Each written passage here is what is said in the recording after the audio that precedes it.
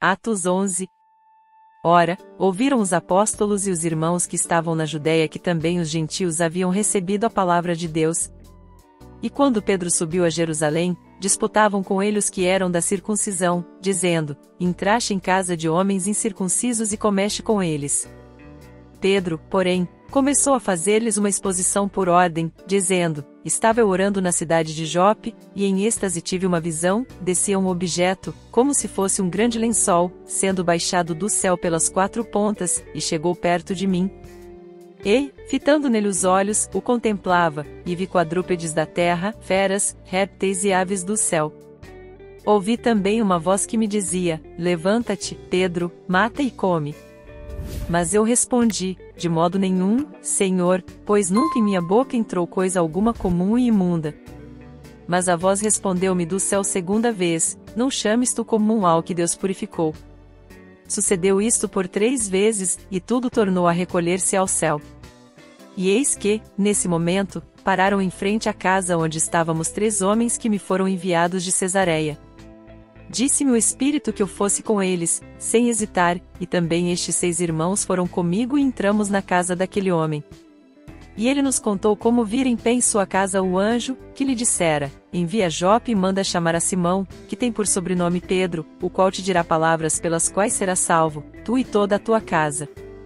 Logo que eu comecei a falar, desceu sobre eles o Espírito Santo, como também sobre nós no princípio.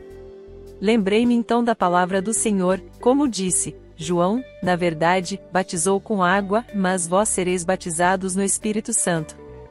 Portanto, se Deus lhes deu o mesmo dom que dera também a nós, ao crermos no Senhor Jesus Cristo, quem era eu, para que pudesse resistir a Deus?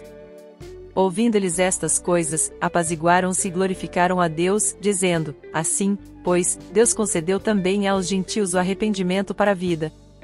Aqueles, pois, que foram dispersos pela tribulação suscitada por causa de Estevão, passaram até a Fenícia, Chipre e Antioquia, não anunciando a ninguém a palavra, senão somente aos judeus. Havia, porém, entre eles alguns cíprios e cirenenses, os quais, entrando em Antioquia, falaram também aos gregos, anunciando o Senhor Jesus. E a mão do Senhor era com eles, e grande número creu e se converteu ao Senhor.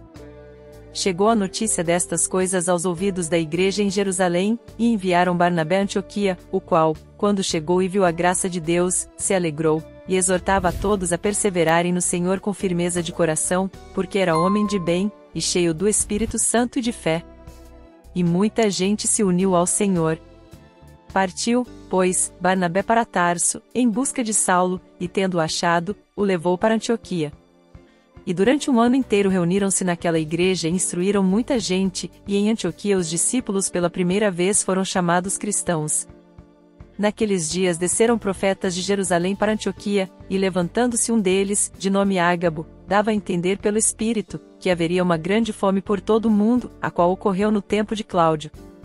E os discípulos resolveram mandar, cada um conforme suas posses, socorro aos irmãos que habitavam na Judéia, o que eles com efeito fizeram, enviando-o aos anciãos por mão de Barnabé e Saulo,